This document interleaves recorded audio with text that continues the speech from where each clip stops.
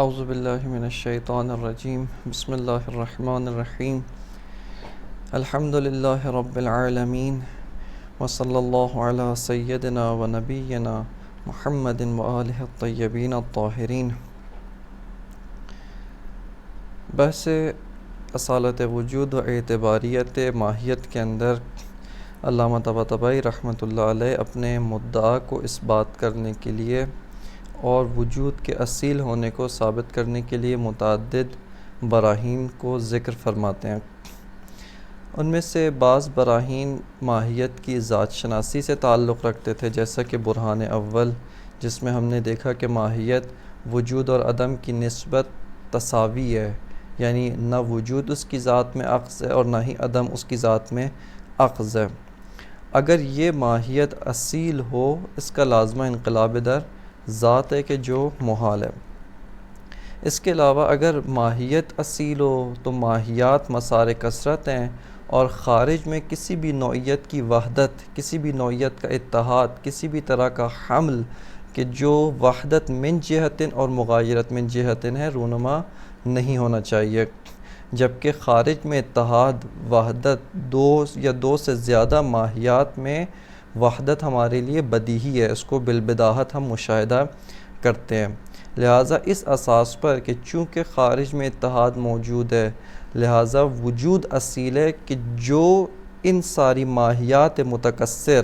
ان ساری ماہیات میں کہ جو مسار کثرت ہیں، جو منبع کثرت ہیں، ان میں منشأ وحدت اور ان میں جو ہے وہ منبع وحدت و اتحاد ہے۔ اس کے علاوہ برہان سوم کی جو ذکر کیا گیا تھا وہ یہ ہے کہ جس کو علامہ نے یہاں پہ ذکر فرمایا ہے تیسرے برہان کے طور پہ،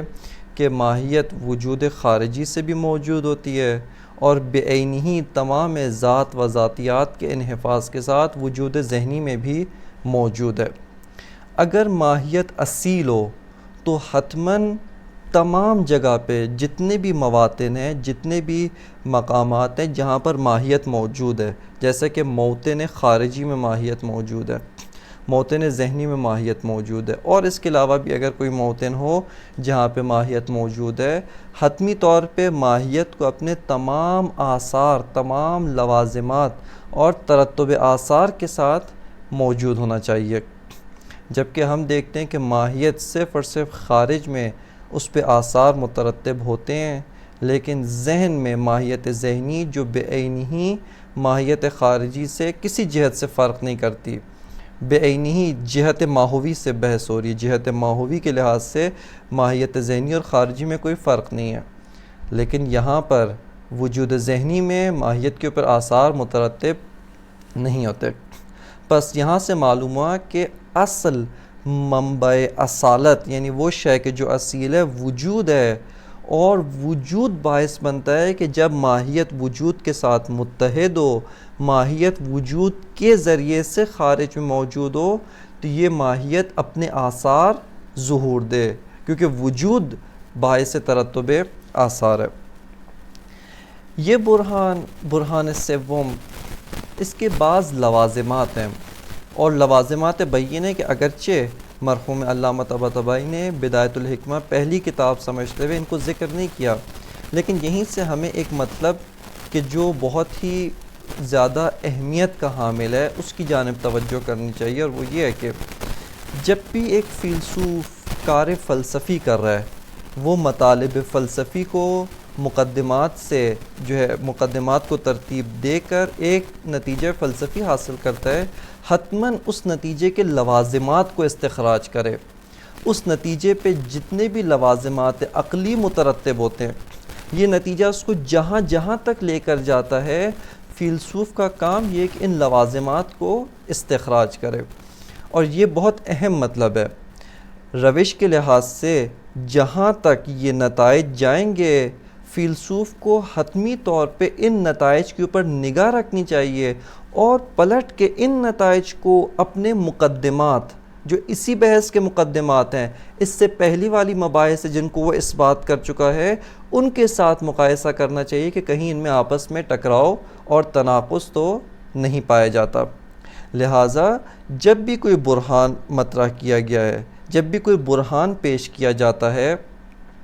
یا کوئی نتیجہ فلسفی لیا جاتا ہے، حتمی طور پہ وہاں سے بعض لوازمات عقلیہ فلسفی حاصل ہوتے ہیں کہ ان لوازمات کو استخراج کر کے ذکر کرنا، براہ راست ان کی طرف توجہ رکھنا، یہ باعث بنتا ہے کہ کار فلسفی و عمل فلسفی میں تناقض پیش نہ آئے، نہ ان مباحث کے ساتھ کہ جو قبلاً اس بات کر چکے ہیں، اور نہ بعد والی مباحث کے ساتھ جن کو آئندہ اس بات کریں گے، ان میں تناقض کا احتمال بہت کم ہو جاتا ہے۔ لہٰذا یہاں پر چونکہ بحث اصالت وجود ہے، بہت اہم بحث ہے، بعض لوازم کی جانب توجہ دلائی جائے گی، لیکن آئندہ والی مباحث چونکہ وقت بھی کم ہوتا ہے اور تیزی کے ساتھ ان مباحث کو طے کرنا ہے، لہٰذا خود سے جو بھی بحث پڑھتے ہیں حتماً اس کے لوازمات عقلی، اس کے جو مقدمات سے جو نتیجہ لیا اور نتیجے کے لوازمات ہیں، ان کو آئندہ آنے والی مباحث کے ساتھ، سابقہ مباحث کے ساتھ، گزشتہ مباحث کے ساتھ، مقدمات کے ساتھ، ان سب کے ساتھ جو ہے وہ مقایسہ کیا جائے، تاکہ یہ معلوم ہو سکے کہ کہیں قبلی یا بعد والی مباحث میں کسی قسم کا تناقض نہیں پایا جاتا ہے۔ برہان سے وہ جس میں وجود خارجی اور وجود ذہنی کے ذریعے سے ہم نے وجود کے اصیل ہونے کو اس بات کیا اور ماہیت کے خارج میں اعتباری ہونے کا معنی کیا، اور اس کو علامہ نے اس بات کیا۔ اس برہان کے بعض لوازمات ہیں، لوازمات عقلیہ بین ہے، بدیہی لوازمات ہیں، جن کو استخراج کرنا اور جن کو ذکر کرنا وہ انتہائی اہمیت کا حامل ہے۔ ایک مطلب جو اس برہان سے استفادہ کیا جا سکتا ہے اور جو حد وسط ہے، جو ثقل کار ہے، جو بہت ہی اہم نقطہ ہے، اور وہ یہ ہے کہ اس برہان میں اصیل کی ایک ایسی خاصیت سے استفادہ کیا ہے کہ جو خاصیت بہت اہمیت کی حامل ہے، اور وہ ترتب آثار ہے۔ یہاں پر ہم نے اصیل کے ایک ایسی خاصیت کہ جو اس کی ذاتی خاصیت ہے، اس کی ذات کی وجہ سے یہ خاصیت اس امر اصیل میں پیدا ہوتی ہے، اور وہ ترتب آثار، منشأ آثار ہونا، کہ اس اصیل کے اوپر آثار مترتب ہوتے ہیں، وہ اصیل منشأ ترتب آثار واقع ہوتا ہے۔ یہ امر اصیل کی خاصیت ہے، چاہے وہ کوئی بھی ہو۔ وجود اصیل ہے، حتماً وجود منشأ ترتب آثار ہے۔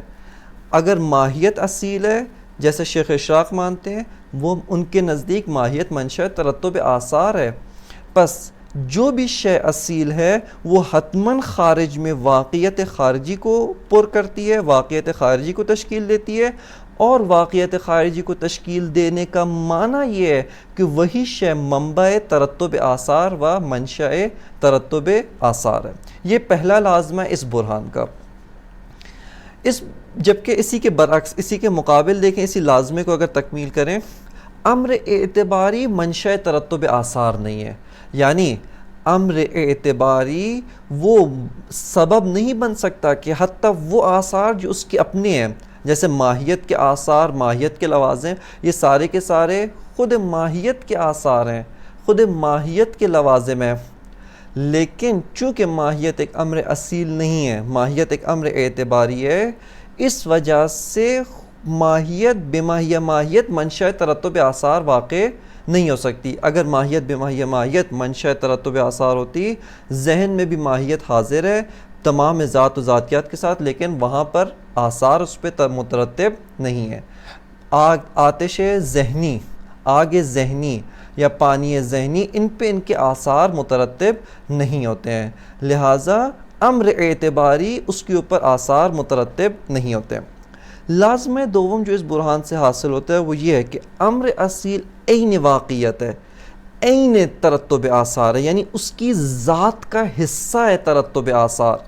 اس کی ذات عین واقعیت کو تشکیل دیتی ہے۔ یعنی اس طرح سے نہیں ہے کہ ایک امر اصیل کی ذات ہے اور ایک اس کی صفت خارج از ذات ہے کہ جو صفت اس سے جدا بھی ہو سکتی ہے، یوں نہیں ہے، بلکہ امر اصیل کی ذات ہے، یعنی وہی وجود جس کو ہم نے اصیل ثابت کیا، اس کی ذات ہے، تحقق، موجودیت، یہ اس کی ذات ہے، عین ذات ہے۔ اسی طرح واقعیت کو تشکیل دینا، واقعیت کو پر کرنا، متن واقعیت قرار پانا، خارج میں موجود بالذات ہونا، یہ بھی اس کی ذات ہے، یہ عین ذات وجود ہے۔ وجود اور اصل واقعیت یہ دو چیزیں نہیں ہیں، اگرچہ تعبیر کے لحاظ سے دو چیزیں ہیں، مطلب کو سمجھانے کے لحاظ سے تعبیر بدل بدل کے استفادہ کیا جا رہا ہے، لیکن حقیقت میں یہ دو چیزیں نہیں ہیں، حقیقت میں یہ دو امر نہیں ہیں، بلکہ ایک ہی شے، ایک ہی ذات ہے، اور یہ اس کی آپ کے خواص سے ذاتی ہیں، عین ذات ہے۔ جو چیز جس کی ذات ہی عین واقعیت ہو، عین واقعیت کو تشکیل دینا ہو، عین ترتب آثار ہے، اس طرح کی ذات اگر اس سے آثار سلب ہو جائیں، اگر اس سے عین متن واقعیت ہونا سلب کر لیا جائے، یہ انقلاب در ذات ہے کہ جو محال ہے، یعنی کسی کی بھی قدرت میں نہیں ہے کہ امر اصیل یعنی وجود اصیل سے کہ جو متن واقعیت کو تشکیل دیتا ہے، عین ترتب آثار ہے، اس سے اس کے آثار کو سلب کیا جائے، اس سے عین واقعیت ہونے کو سلب کیا جا سکے۔ کیوں؟ چونکہ یہ اجتماع نقیضین پر منتہی ہوتا ہے کہ جو محال ہے۔ لہٰذا ایسی ذات کبھی بھی ذہن میں نہیں آ سکتی، ایسی ذات کبھی بھی ذہنی نہیں ہو سکتی جو عین واقعیت ہو، عین متن خارجیت ہو، عین موجودیت در خارج ہے، اس طرح کی ذات ذہن میں واقع نہیں ہو سکتی۔ کیوں؟ چونکہ اگر یہ ذات ذہن میں واقع ہو، ذہن یعنی جو خارج نہیں ہے، جو متن خارجیت کو تشکیل نہیں دیتا، مفہوم جس نے متن خارجیت کو پر نہیں کیا بلکہ اس کا محکی خارج میں ہوتا ہے، اس کا جو معنون ہے جس سے وہ حکایت کرتا ہے، مفہوم جس چیز سے حکایت کرتا ہے وہ خارج میں ہے۔ بس اگر وجود، حقیقت ذات وجود ذہن میں آ جائے، یعنی اس سے اس کے اصل واقعیت جدا ہو جائے، اصل متن خارج میں ہونا یہ وجود سے سلب کر لیا جائے، یعنی عین ترتب آثار ہونا، وہ ذات کی جو عین ترتب آثار ہے وہ اب ترتب آثار نہ رکھتی ہو، اس پہ اس کے آثار اور دیگر چیزوں کے آثار مترتب نہیں ہوتے ہیں، اور یہ سلب الشیء عن نفسہ ہی ہے، یہ انقلاب در ذات ہے کہ دونوں صورتوں میں ان کی بازگشت و ان کا جو ارجاع ہے وہ اجتماع نقیضین کی طرف ہوتا ہے، یعنی وجود عین واقعیت بھی ہو اور چونکہ ذہنی ہو گیا ہے بس عین واقعیت نہ ہو، لہٰذا دونوں ایک وقت میں جمع نہیں ہو سکتے۔ اس وجہ سے جو ہے وجود کبھی بھی جو امر اصیل ہے وہ کبھی بھی ذہنی نہیں ہو سکتا ہے۔ ذہن میں حصول اس کی ذات ہی اس طرح کی ہے کہ ذہن میں حاصل ہونا، ذہن میں حصول مانع ہے، مانع ذاتی ہے، اس کی ذات مانع رکھتی ہے کہ وہ ذہن میں حاصل نہیں ہو سکتی۔ بس وجود جو امر اصیل ہے وہ کبھی بھی ذہن میں واقع نہیں ہو سکتا ہے، کبھی بھی ذہن میں حاصل نہیں ہو سکتا ہے۔ یہیں سے ہم شیخ اشراق کا جو ملاک اصالت ہے اس کے اوپر ایک اشکال یہاں پہ کرتے ہیں کہ شیخ اشراق نے شروع میں فرمایا تھا کہ اصیل وہ امر ہوتا ہے کہ جو خارج ذہن کے ساتھ ساتھ خارج میں بھی موجود ہو، جس طرح سے ماہیات ان کے نزدیک ذہن میں موجود ہیں، بعینی ہی خارج میں موجود ہیں۔ ہم شیخ اشراق سے کہتے ہیں کہ شیخ اشراق اگر ماہیت بعینی ہی خارج میں جس طرح سے ہے اسی طرح سے ذہن میں ہو، یا جس طرح سے ذہن میں اسی طرح سے خارج میں ہو، اور دونوں موطن میں اصیل ہے، بس خارج میں کیوں آثار مترتب ہو رہے ہیں، ذہن میں کیوں آثار نہیں ہے؟ اگر اصیل ہو تو اصیل وہ ہوتا ہے جو منشأ ترتب آثار ہو، ذہن میں ماہیت پہ آثار مترتب نہیں ہیں جبکہ خارج میں ماہیت پہ آثار مترتب ہیں۔ یہی بات بتاتی ہے کہ خارج میں ماہیت اصیل نہیں ہے، ماہیت نے واقعیت کو پر نہیں کیا، ماہیت نے متن واقعیت کو تشکیل نہیں دیا، لہٰذا وہ شے جو اصیل ہے کہ جو وجود اصیل ہے کبھی بھی ذہنی نہیں ہو سکتا، کبھی بھی حقیقت وجود، کنہ وجود یہ ذہن میں حاصل نہیں ہو سکتی ہے، لہٰذا وہ امر اصیل کے جو متن واقعیت کو تشکیل دیتا ہے کبھی بھی ذہنی نہیں ہو سکتی۔ یہ لازمہ دوم۔ لازمہ سوم جو اسی بحث سے حاصل ہوتا ہے اور وہ یہ ہے کہ امر اعتباری، امر انتزاعی جیسے ماہیات ہیں، اعتباری ہیں، انتزاعی ہیں، ان کی ذات اگرچہ خارج میں موجود ہے، خارج میں انسان موجود ہے، خارج میں بقر موجود ہے، خارج میں سنگ پتھر موجود ہے اور اس کے علاوہ دیگر اشیاء موجود ہیں، لیکن چونکہ اعتباری کی ذات عین خارجیت نہیں ہے، امر اعتباری کی ذات متن واقعیت و متن خارجیت کو تشکیل دینا نہیں ہے، بلکہ ایک حالت انتزاعی ہے، ایک حالت ایسی ہے کہ جو صفت متن اصیل ہے، جو صفت وجود اصیل ہے. اس وجہ سے کوئی مانع ذاتی موجود نہیں ہے کہ بعینہ ہی ذہن میں آ سکے. توجہ کریں اس مطلب کی طرف کہ امر اعتباری چونکہ عین خارجیت نہیں ہے، عین متن واقعیت اصیل کو تشکیل نہیں دیتا، لہٰذا اس وجہ سے مانع ذاتی نہیں ہے کہ بعینہ ہی خارج میں موجود ہو اور بعینہ ہی ذہن میں آ جائے، کہ اسی کو حکماء نے وجود ذہنی سے جو ہے وہ تعبیر کیا کہ وجود ذہنی میں ماہیات بعینہ ہی جس طرح سے خارج میں ہیں، جس طرح سے کہ خارج میں تمام ذات و ذاتیات و لوازم ذات کے ساتھ موجود ہیں، بعینہ ہی اسی طرح ذہن میں اور تمام ذاتیات و لوازم ذات کے ساتھ ذہن میں موجود ہوتی ہیں. اس کا سر کیا ہے؟ کیونکہ ماہیت ایک امر اعتباری ہے، متن خارجیت کو پر نہیں کرتا، حالت انتزاعی و صفت انتزاعی وجود اصیل ہے، اس وجہ سے بعینہ ہی خارج میں بھی حاصل ہو سکتی ہے. ان تین لوازمات، اس کے علاوہ بھی اس برہان سے بہت کچھ استفادہ کیا جا سکتا ہے کہ انشاءاللہ مباحث فلسفی میں اصل تفکر ہے، اصل غور و فکر ہے، اور اصل یہ کہ جو ان مباحث کے اوپر دقت کی جائے، ان کے لوازمات عقلی کو استخراج کیا جائے، تاکہ بقیہ آنے والی جو مباحث ہیں، جو گزشتہ مباحث ہیں، ان کے ساتھ مقایسہ کر کے دیکھا جا سکے کہ کہیں ان میں آپس میں کسی قسم کا تناقض، کسی قسم کا تنافی وجود میں نہ آئے. اس کے بعد یہ برہان سوم یہاں پر تمام ہوتا ہے. برہان چہارم کے جو علامہ طباطبائی رحمۃ اللہ علیہ مطرح فرماتے ہیں، اس میں وجود اصیل یعنی وجود اور ماہیت، ان میں سے کون سی چیز اصیل ہے کہ علامہ کے مدعا کے مطابق وجود اصیل ہے و ماہیت ایک امر اعتباری ہے. اس کو ثابت کرنے کے لیے امر اصیل کی ایک اور خاصیت سے استفادہ کرتے ہیں. یعنی علامہ کا ادعا یہ کہ جو بھی اصیل ہو اس میں یہ خاصیت ہونی چاہیے، اس میں یہ صفت اور یہ اس کے اندر یہ صفت ذاتی، خاصیت ذاتی، نہ کہ خارج از ذات، یہ اس کی صفت ذاتی ہے، یہ صفت ذاتی اس امر اصیل میں موجود ہونی چاہیے. چونکہ یہ صفت ذاتی وجود میں پائی جاتی ہے، پس وجود اصیل ہے، اور بعینہ ہی یہی صفت ذاتی ماہیت میں نہیں پائی جاتی. ماہیت اس صفت کی نسبت متساویت النسبت ہے، چاہے صفت ہو یا صفت نہ ہو، ماہیت کی ذات میں کوئی اثر نہیں پڑتا. ماہیت کی ذات میں یہ صفت جو ہے وہ اخذ نہیں ہے، ماہیت کی ذات میں یہ صفت جو ہے وہ موجود نہیں ہے، لہٰذا ماہیت اصیل نہیں ہے. یہاں پہ توجہ کریں اس برہان کے مقدمات کی طرف. مقدمہ اولیٰ کے جو علامہ فرماتے ہیں وہ یہ ہے کہ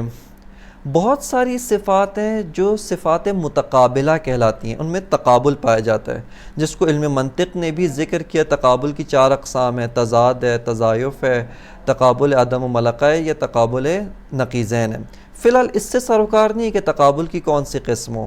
لیکن فی الحال ہم یہ دیکھتے ہیں کہ بہت ساری صفات ہیں جن میں آپس میں تقابل پایا جاتا ہے، یعنی وہ صفات ایک وقت میں ایک ہی محل میں ایک ہی موضوع میں من جہت واحدہ موجود نہیں ہو سکتی. جیسے یہ میز اگر سیاہ ہے تو سفید نہیں ہو سکتی، ان میں سفیدی اور سیاہی میں صفت تقابل تضادی موجود ہے. اسی طرح عدم و ملکہ، اعمیٰ و بصیر، یا وجود و عدم، موجود و معدوم، ان میں تقابل تناقض پایا جاتا ہے. وَإِلَى هَذَا علامہ فرماتے ہیں کہ یہ جو صفات تقابلی ہیں، ان کی ماہیت کے ساتھ کیا نسبت ہے، یا دقیق تعبیر کے لحاظ سے ماہیت ان صفات متقابلہ کے ساتھ کس طرح کی نسبت رکھتی ہے. علامہ فرماتے ہیں کہ ہم ماہیت من حیث ہیہ کا جب مطالعہ کرتے ہیں، اس کو ان صفات متقابلہ کے ساتھ متساویت النسبت پاتے ہیں. یعنی یہی ماہیت جس کی ایک اپنی ذات ہے، ذاتیات ہے، اس ذات و ذاتیات کے ہیتے سے، اس کے دائرے سے خارج جتنی بھی صفات ہیں، جتنی بھی صفات متقابلہ ہیں، یہ ماہیت ان دونوں طرفین تقابل کے ساتھ نسبت تساوی رکھتی ہے۔ یہ ماہیت مثال کے طور پہ موجود بھی ہو سکتی ہے، معدوم بھی ہو سکتی ہے۔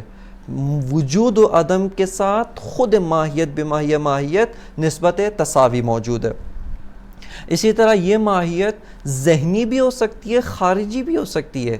یہ ماہیت ذہن میں بھی پائی جا سکتی ہے، خارج میں بھی پائی جا سکتی ہے، یعنی صفات ذہنی اور خارجی ہونا، ان میں بھی آپس میں تقابل پایا جاتا ہے کہ بعینہ دقیقاً جو چیز ذہنی ہے وہ خارجی نہیں ہو سکتی، جو چیز خارجی ہے وہ ذہنی نہیں ہو سکتی۔ لیکن ہم دیکھتے ہیں کہ ایک ہی ماہیت ذہنی ہونے اور خارجی ہونے دونوں کی نسبت جو ہے وہ متساوی ہے، نسبت تساوی پائی جاتی ہے۔ یہ اسی طرح تقدم و تاخر کہ علامہ جو مثال یہاں پر دیتے ہیں وہ تقدم و تاخر ہے۔ ایک ماہیت ہے متقدم بھی ہو سکتی ہے، وہی ماہیت جو ہے وہ متاخر بھی ہو سکتی ہے، یعنی تقدم اور تاخر کی نسبت ماہیت تساوی ہے۔ یہ اسی طرح شدت و ضعف ہے۔ ایک جگہ ہم نور شدید دیکھتے ہیں، وہاں پہ ماہیت نور شدت کے ساتھ جمع ہو گئی ہے،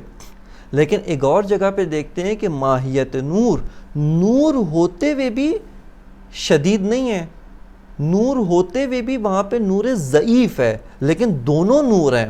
پس ماہیت نور شدت اور ضعف، یا آگ حرارت شدت اور ضعف کے ساتھ، یا سفیدی جو ماہیت کیف ہے شدت اور ضعف کے ساتھ جو ہے وہ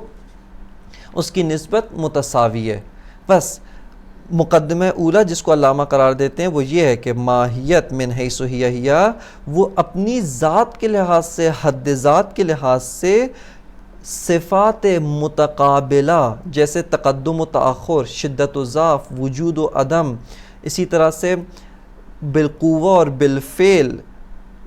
ان کے ساتھ جو ہے وہ اس کی نسبت تساوی ہے۔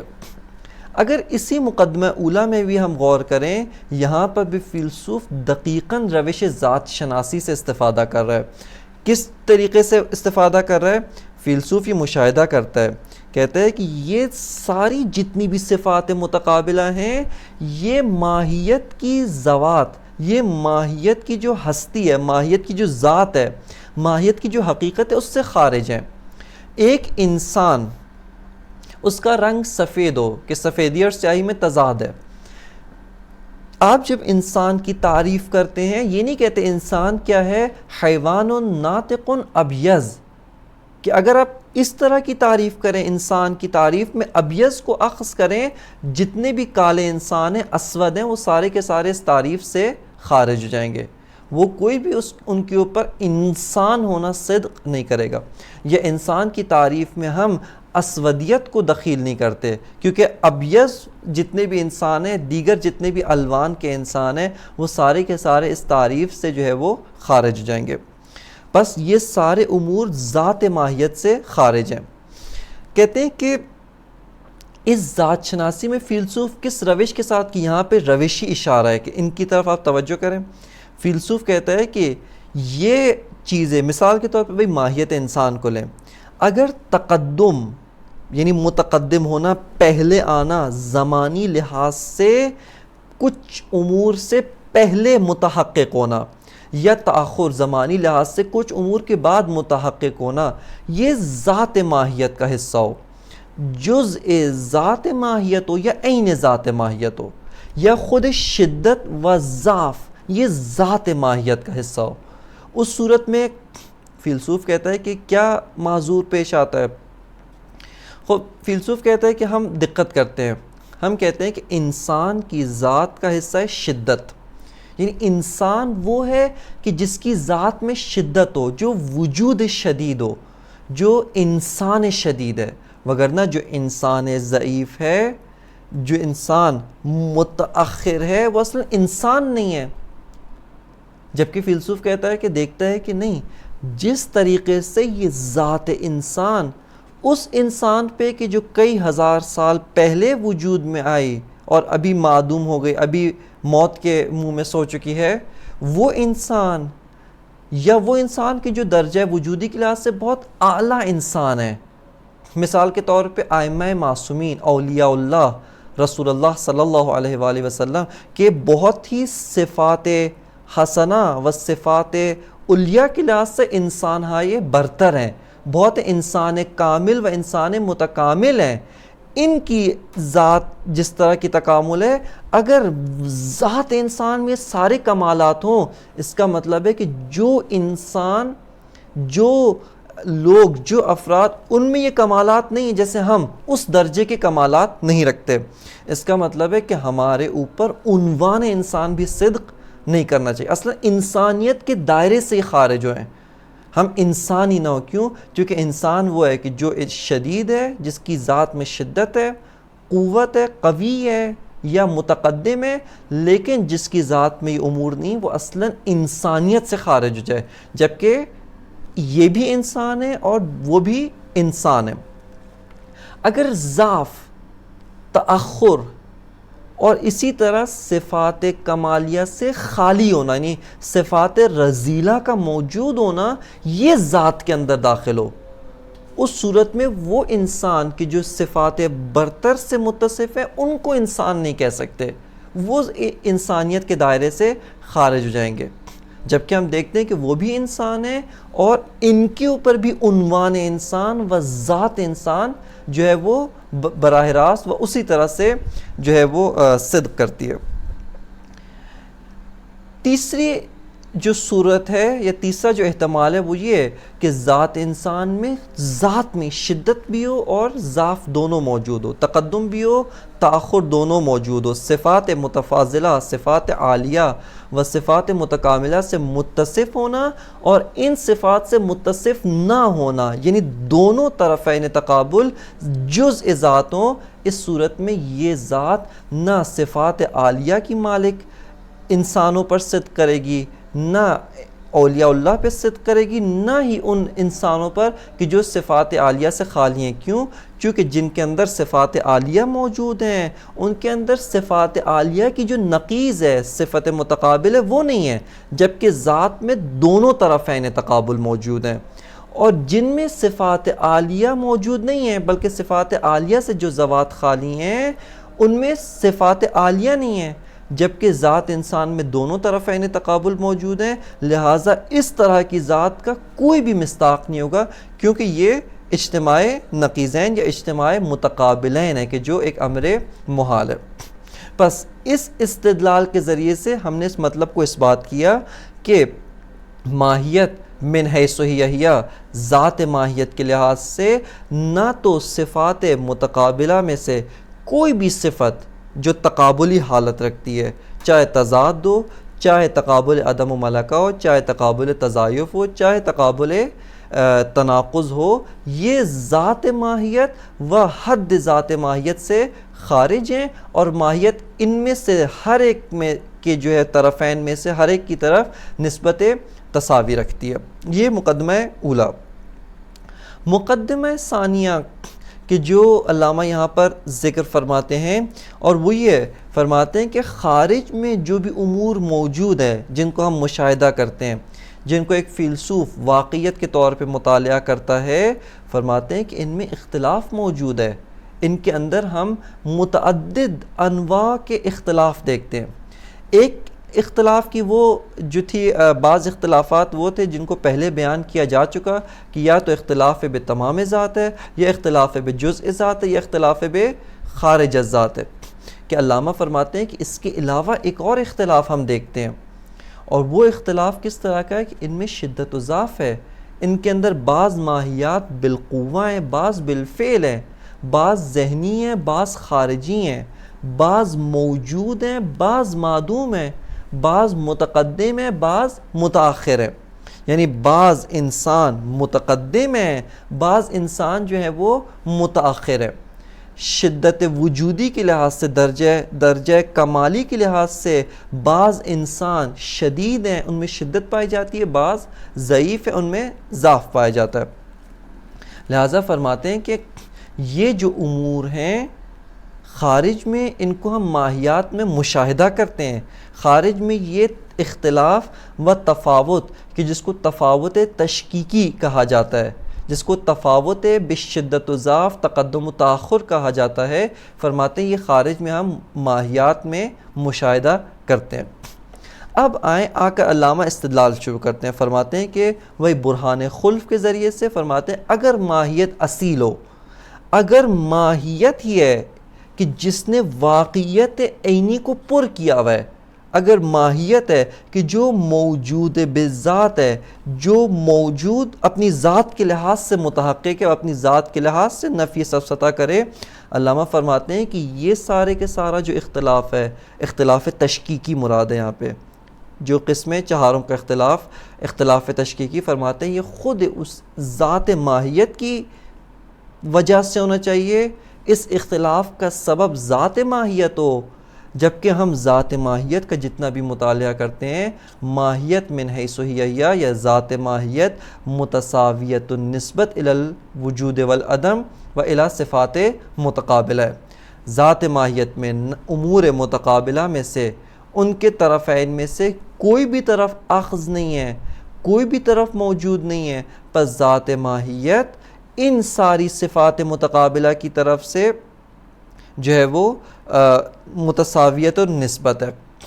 اگر یہ کہا جائے یہاں پر ایک اس ماہیت کے اصیل ہونے پہ ایک تالی فاسد یا اشکال یہ لازم آتا ہے جو برہان اول کے ذیل میں بھی ہے کہ اگر ماہیت متساویت النسبت ہونے کے ساتھ ساتھ، یعنی ماہیت جو متساویت النسبت ہے الی الشدت والضعف بالفعل اور بالقوہ، خارجی اور ذہنی، موجود و معدوم، تقدم و تاخر، ان کی طرف جو متساویت النسبت ہے، اگر یہی ماہیت اپنی ذات کی وجہ سے ایک جگہ متقدم ہو رہی ہے، اپنی ذات کی وجہ سے ہی ایک جگہ متاخر ہے، ایک جگہ شدید ہے، ایک جگہ ضعیف ہے، اس کا لازمہ کیا ہے کہ کسی بھی امر خارجی کی دخالت کے بغیر ماہیت کی ذات جو متساوی ہے وہ متساوی نہ ہو۔ ماہیت کی ذات جو ان صفات متقابلہ و صفات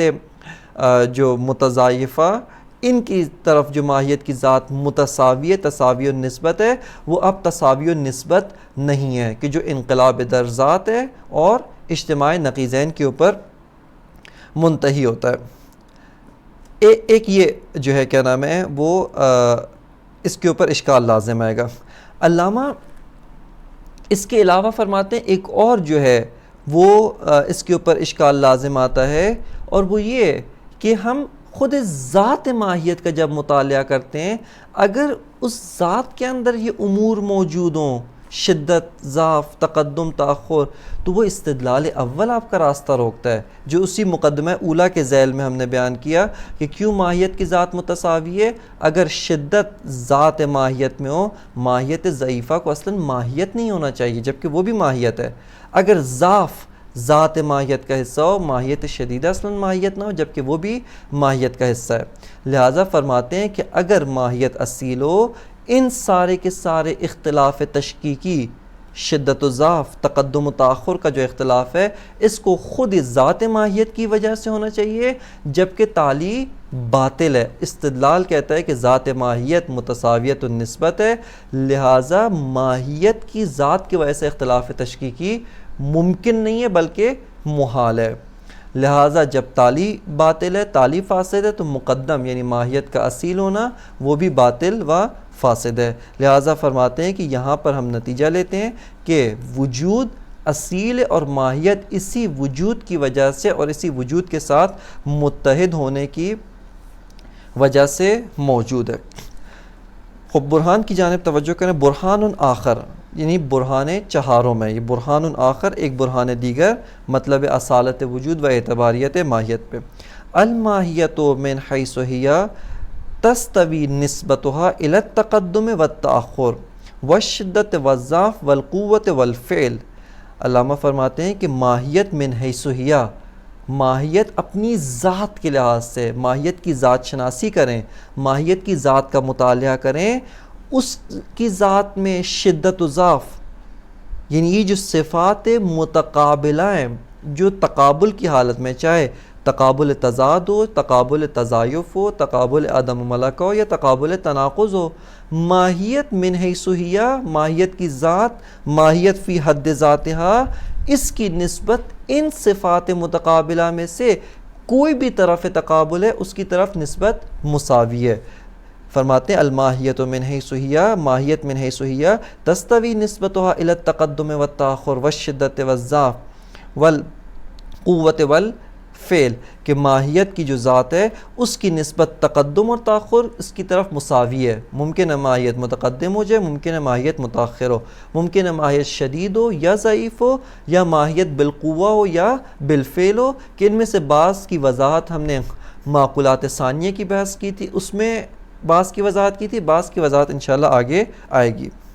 یہ مقدمہ اولا۔ مقدمہ ثانیہ، لیکن الامور الموجودۃ فی الخارج مختلفۃ فی ہذہ الاوصاف۔ علامہ فرماتے ہیں کہ خارج میں جب ہم ماہیات کا مشاہدہ کرتے ہیں، وہ ماہیات کے جو خارج میں موجود ہیں جب ان کا مطالعہ کرتے ہیں، ان کا مشاہدہ کرتے ہیں، فرماتے ہیں ان میں ان اوصاف متقابلہ، ہذہ الاوصاف یعنی یہی اوصاف تشکیکی، یہ اوصاف کی جو شدت و ضعف، تقدم و تاخر اور اس طرح کا ان میں فرق پایا جاتا ہے، ایک علت ہے دوسری معلول ہے، یہ جو اختلاف ہے یہ خارج میں پایا جاتا ہے، یہ خارج میں یہ اختلاف تشکیکی موجود ہے۔ کہ یہاں پر بھی دقت کریں، علامہ کا مدعا یہ نہیں کہ تمام ماہیات میں پایا جاتا ہے، بلکہ اگر بعض موارد فی الجملہ کہ جو بدیہی ہے، جس کو ہم حس کے ذریعے سے، علم حضوری کے ذریعے سے پاتے ہیں، میرے جسم میں درد بعض اوقات شدید ہے، بعض اوقات ضعیف ہوتا ہے، شدت و ضعف کو اپنے وجود میں پاتا ہوں، محبت بعض چیزوں کی نسبت تعلق و محبت شدید ہے، بعض چیزوں کی نسبت تعلق ضعیف ہے، پس شدت و ضعف اپنے وجود میں علم حضوری کے ذریعے میں درک کر رہا ہوں۔ لہٰذا علامہ فرما رہے ہیں کہ بعض موارد میں یہ اختلاف تشکیکی، شدت و ضعف، ان اوصاف متقابلہ، ان سے ہم امور کو اور امور خارجہ کو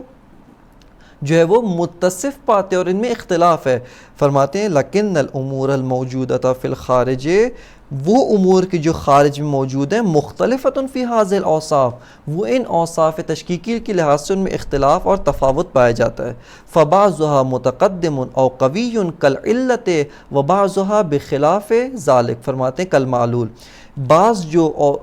امور ہیں وہ متقدم ہیں، بعض امور قوی ہیں جیسے علت، کہ علت اپنے معلول پر متقدم بھی ہوتی ہے اور اپنے معلول سے قوی بھی ہوتی ہے۔ وبعضها بخلاف ذلک، اور بعض امور اس طرح سے نہیں ہیں، کل معلول، کہ اس میں ضعیف ہے، معلول ضعیف ہوتا ہے، معلول وجودی لحاظ سے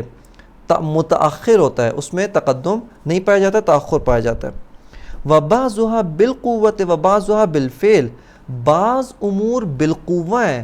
آئندہ بالفعل ہوں گے، آئندہ جا کے ان کی فعلیت حاصل ہوگی، لیکن بعض امور ابھی بالفعل ہیں، بیج کا دانہ یہ آئندہ درخت بنے گا، اس کے اندر درخت بالقوہ موجود ہے، لیکن ابھی جو باہر درخت لگا ہے وہ بالفعل ہے۔ پس درخت دو حالتوں میں ماہیت درخت، ایک جگہ بالقوہ، ایک جگہ بالفعل ہے۔ فرماتے ہیں وبعضها بالقوة وبعضها بالفعل۔ اب یہاں پہ استدلال خلف، فلو لم يكن الوجود هو الاصیل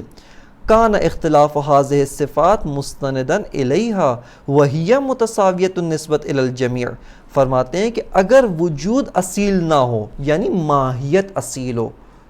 یہ تو نہیں ہو سکتا کہ کوئی بھی اصیل نہ ہو، کہ اس صورت میں سفسطہ ہوگا، لازم آتا ہے۔ پس اگر وجود اصیل نہ ہو یعنی ماہیت اصیل ہو، کان اختلاف هذه الصفات مستندا الیہا، کہ ان صفات کا جو اختلاف ہے، ایک بالفعل، ایک بالقوہ، ایک متقدم، ایک متاخر، ایک قوی، ایک ضعیف، ایک علت، دوسری معلول،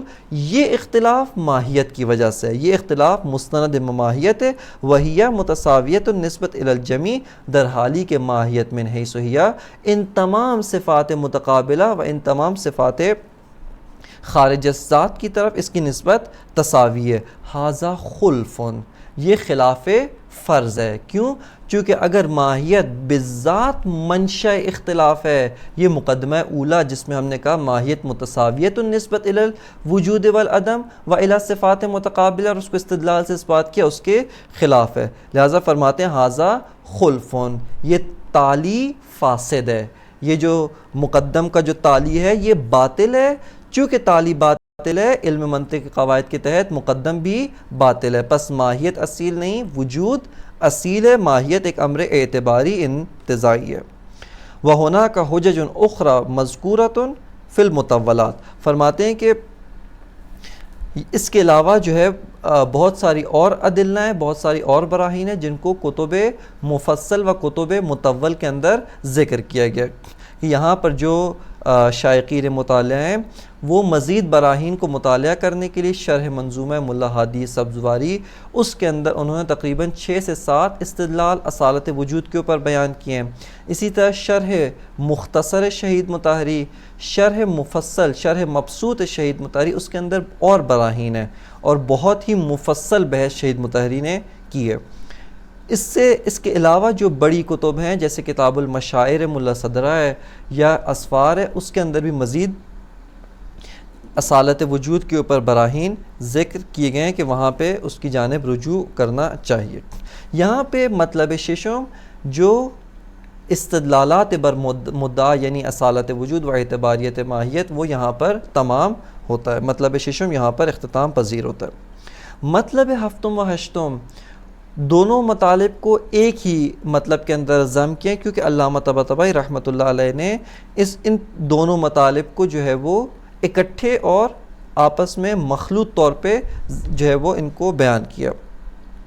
مطلب ہفتم یہ تھا کہ مسئلہ اصالت و اعتباریت میں ایک قول یہ ہے کہ وجود اصیل اور ماہیت اعتباری ہے کہ جس کو علامہ نے اپنا قول مختار و مذہب مختار قرار دیا. اس کے مخالف کون کون سی آراء اور کون کون سے نظریات ہیں ان کو دیکھنا، اس کو مطلب ہفتم اور ان آراء و ان نظریات کی تقریر کو مطلب ہفتم قرار دیا. مطلب ہفتم ان آراء کے جو صاحب نظران ہیں، ان آراء کو جنہوں نے بیان کیے، انہوں نے اپنے مدعا کو اس بات کرنے کے لیے کس طریقے سے استدلال کیا ہے، ان کے استدلالات کا مطالعہ و ان کے استدلالات کو تفصیلی طور پہ دیکھنا اور ان کے اوپر جو علامہ طباطبائی رحمۃ اللہ علیہ اشکال فرمائیں گے ان اشکالات کو مطلب ہشتم قرار دیا. یہاں پہ علامہ طباطبائی رحمۃ اللہ علیہ سب سے پہلے جس قول کو ذکر کرتے ہیں وہ قول جناب شیخ اشراق اصالت ماہوی ہونا، اس کو جو ہے علامہ طباطبائی رحمۃ اللہ علیہ ذکر فرماتے ہیں. سب سے پہلے اصالت ماہوی کی نگاہ میں کیا تقریر ہے، وہ وجود اور ماہیت یہ جو ہر شے سے دو مفہوم انتزاع کرتے ہیں اس کی طرف کس طرح سے نگاہ کرتا ہے، اس کو کس طرح سے مطالعہ کرتے ہیں، اس تقریر کو جاننا یہ بہت ضروری ہے. اور اس کے بعد جو ہے ہم ان کے استدلالات جو انہوں نے پیش کیے ہیں اس کی جانب بڑھیں گے کہ اگر وقت نے وفا کی تو یہاں پر اسی درس میں استدلال بھی پیش کیا جائے گا. شیخ اشراق وہ سب سے پہلے تاریخ کے لحاظ سے و فلسفہ اسلامی کے اندر جس شخصیت نے سب سے پہلے مسئلہ اصالت اور اعتباریت کو پیش کیا وہ جناب شیخ اشراق رحمۃ اللہ علیہ ہیں کہ انہوں نے اپنی کتاب حکمت الاشراق جو ان کے مکتب کی ترجمان کتاب ہے، بقیہ کتب و بقیہ آثار انہوں نے حکمائے مشہ کی نظر کے مطابق لکھے ہیں، لیکن حکمت اشراق انہوں نے اپنے مکتب و اپنے مسلک کی آراء اور اس کے جو نظرات اختصاصی ہیں ان کی اساس کے اوپر اس کتاب کو تصنیف فرمایا. جناب شیخ اشراق انہوں نے اس کتاب کے اندر وجود کو اعتباری ایک امر ذہنی محض قرار دیا ہے کہ وجود ایک مکمل طور پہ امر ذہنی محض ہے، ماہیت ایک امر اصیل ہے اور ماہیت ہے کہ جس نے خارج کو پر کیا ہوا ہے اور خارج کو ماہیات نے تشکیل دیا ہوا ہے. یعنی ابھی خارج میں ہم جس چیز کو مشاہدہ کرتے ہیں، خارج میں جس چیز کو ہم دیکھتے ہیں کہ واقعیت عینی ہے، خارج میں تحقق عینی رکھتی ہے، شیخ اشراق فرماتے ہیں کہ وہ ماہیات ہیں، جبکہ وجود تو خارج میں اصلاً موجود نہیں ہے، وجود نے تو خارج کو پر نہیں کیا. ماہیت کی یہاں پر شیخ اشراق کی نگاہ میں ماہیات سے کیا مراد ہے؟ ان کی ماہیات سے مراد وہی جس کو ہم نے ماہیت بمعنی سوم کہا، یعنی اشیاء کا جو پہلو ہے جو ان کے اختلاف سے حکایت کرتا ہے، جو ایک شے کو دوسری شے سے جدا کرتا ہے. یہ لکڑی ہے، یہ پتھر ہے، یہ انسان ہے، یہ جو اشیاء کا اختلافی پہلو ہے جو ایک شے کو دوسری شے سے جدا کرتا ہے. جو ایک شے سے جس سے جو مفہوم حاصل ہوتا ہے وہ شے دیگر پہ قابل صدق و قابل انطباق نہیں ہے. یہ پہلو شیخ اشراق فرماتے ہیں کہ یہ اصیل ہے، اور وجود ایک امر اعتباری، ایک امر انتزاعی ہے. یہاں پہ ایک مطلب جس کی جانب دقت کرنے کی ضرورت ہے وہ یہ ہے کہ شیخ اشراق جس چیز کو، جس ماہیت کو اصیل قرار دیتے ہیں وہ ماہیت ذہنی کو اصیل قرار نہیں دیتے. یہاں دقت کرے توجہ کے ساتھ، وہ ماہیت من حیث ہی اس کو امر اصیل قرار نہیں دیتے کیونکہ وہ تو خارج میں موجود نہیں ہے، وہ خارج میں معدوم ہے، وہ خارج میں متحقق نہیں ہے. بلکہ شیخ اشراق ماہیت موجودہ، یعنی وہ ماہیت جس سے ہم مفہوم وجود کو ذہن میں حاصل کرتے ہیں، شیخ اشراق فرماتے ہیں یہ ماہیت اصیل ہے. پس شیخ اشراق ہر ماہیت جہاں پر بھی ہو اس کو اصیل قرار نہیں دیتے، بلکہ شیخ اشراق فرماتے ہیں وہ ماہیت کہ جس سے میں مفہوم وجود کو انتزاع کر سکتا ہوں، جس سے مفہوم وجود کو حاصل کر سکتا ہوں، جس سے مفہوم وجود استخراج کیا جا سکتا ہے، فرماتے ہیں کہ وہ ماہیت اصیل ہے. اور وہ کون سی ماہیت ہے؟ ماہیت موجودہ، وہ ماہیت جو ہے وہ اصیل ہے. پس شیخ اشراق کی نگاہ میں جو ماہیت اصیل ہے ماہیت موجودہ ہے، اور وجود ایک امر اعتباری ہے، یعنی کسی بھی طرح سے وجود خارج میں موجود نہیں ہے، بلکہ وجود اس ماہیت کی ایک صفت ہے جو صفت ذہن میں ہے، صفت خارج میں نہیں ہے، موصوف خارج میں ہے. جس طرح سے کہ معقولات ثانیہ فلسفی کی بحث میں بھی کہا کہ اتصاف خارج میں ہے لیکن عروض ذہن میں ہے، یا یوں کہا جائے صفت مکمل طور پہ ذہن میں لیکن وہ موصوف جس سے صفت کو انتزاع کیا جاتا ہے وہ خارج میں موجود ہے، یعنی موصوف خارج میں جبکہ صفت جو ہے وہ ذہن میں. جناب ملا صدرہ شیخ اشراق کی مخالفت کرتے ہیں اور اسی نقطے پہ آ کر اشکال کرتے ہیں، کہتے ہیں کہ آپ دقیقاً جس جہت یہ جو ماہیات موجودہ ہیں آپ کہتے ہیں کہ میں ان سے مفہوم وجود انتزاع کرتا ہوں تو یہ ماہیت اصیل ہے. فرماتے ہیں کہ دقیقاً جس جہت سے آپ ان امور و ان اشیاء سے ان کا مفہوم ماہوی انتزاع کرتے ہیں، جس جہت سے یہ ماہیات ہیں، ذات ماہوی ہیں، آیا اسی جہت سے آپ مفہوم وجود انتزاع کرتے ہیں؟ آیا اسی دقیقاً و دقت کے ساتھ اسی جنبے سے آپ مفہوم وجود کو انتزاع کرتے ہیں؟ آیا آپ اسی جنبے سے طرد عدم نفی سفسطہ کو انتزاع کرتے ہیں؟ کہ جناب ملا صدرہ فرماتے ہیں کہ دقیقاً وہی جہت نہیں ہے، آپ نے ان دونوں جہات کو آپس میں خلط کیا ہے، اور اس وجہ سے آپ اصالت ماہیت اور وجود کے ایک امر ذہنی، ایک امر اعتباری محض جس کا خارج میں کسی قسم کا کوئی تحقق نہیں ہے، اس مطلب کے آپ قائل ہو گئے. لہٰذا ملا صدرہ کہتے ہیں کہ جہت اشیاء خارجی سے جو مفہوم ماہوی انتزاع کرتے ہیں اسی میں ہم پاتے ہیں کہ یہ مفہوم اور اس مفہوم کا ماہ کی طرد عدم نہیں کرتا، بلکہ وہ اپنی ذات کے لحاظ سے وجود و عدم، نفی سفسطہ یا نفی سفسطہ نہ کرے، عدم و وجود اس کی طرف متساویت النسبت ہے، لیکن جس جنبے سے موجود ہے اس کی جہت وجودی، اس سے جو مفہوم حاصل کرتے ہیں اور اس مفہوم کا جو خارج میں محکی ہے وہ نفی سفسطہ کرتا ہے اور وہ طرد عدم کرتا ہے. لہٰذا شیخ اشراق کی ملا صدرہ نے اس نقطے پہ آ کر شیخ اشراق پہ اشکال کیا اور ان کی مخالفت کی. جناب شیخ اشراق نے جب مسئلہ اصالت ماہوی کو پیش کیا کہ ماہیات خارج میں وجود ایک امر اعتباری انتزاعی ہے، لہٰذا فوراً ہی چونکہ یہ فہم عرفی کے ساتھ سازگار ہے، چونکہ ہم انسان عرفی جو فلسفے سے آشنا نہیں ہے، ذہن فلسفی نہیں رکھتے، وہ ماہیات ہی کو اصیل سمجھتے ہیں، وہ خارج میں جس چیز کو موجود سمجھتے ہیں انہی اشیاء کو ہی موجود سمجھتے ہیں. اور چونکہ یہ فہم سادہ تر و فہم سازش کے شہید مطہری نے اس کی طرف بہت دقت کے ساتھ توجہ فرمائیے کہ یہ فہم عرفی عامیانہ فہم کے ساتھ چونکہ بہت نزدیک ہے، اور اس مطلب کو سمجھنا ماہیت کے خارج میں ہونے، ماہیت کے اصیل ہونے کو اور وجود کے ایک امر اعتباری جس طرح سے شیخ اشراق نے تقریر کیا ہے، اس کو سمجھنے کے لیے بہت زیادہ دقت فلسفی کی ضرورت نہیں ہے۔ لہٰذا اس وجہ سے شیخ اشراق کے بعد سے ایک طویل عرصے تک ان کا یہ قول اصالت ماہوی و اعتباریت وجود مورد قبولیت واقع ہوتا ہے، وہ حکماء و متکلمین کی ایک بڑی تعداد اس قول کو قبول کرتی ہیں۔ لہٰذا اسی طرح عوام الناس اور یہ بقیہ بھی جو گروہ کی جو دقت فلسفی نہیں رکھتے، انہوں نے بھی آ کر اس قول کو قبول کیا ہے۔ بس یہاں پر شیخ اشراق کا یہ قول کیوں اکثریت کی نگاہ میں، اکثریت حکماء و متکلمین کی نگاہ میں مورد قبولیت واقع ہوتا ہے؟ کیونکہ یہ فہم محتاج دقت فلسفی نہیں ہے، بہت زیادہ دقت فلسفی کرنے کی ضرورت نہیں ہوتی، لہٰذا اس وجہ سے شیخ اشراق کا یہ قول مورد قبولیت و مورد استقبال حکماء و متکلمین قرار پاتا ہے۔ کہ یہاں پہ اس کے بعد سے شیخ اشراق نے جو استدلال پیش کیا اصالت ماہوی کو، اس کو دقت کے ساتھ دیکھنے کی ضرورت ہے، کہ چونکہ وقت تمام ہے، انشاءاللہ تعالی درس بعدی کے اندر اس استدلال کی جانب اور علامہ جو اس استدلال پہ اشکال فرماتے ہیں اس کی جانب توجہ کی جائے گی۔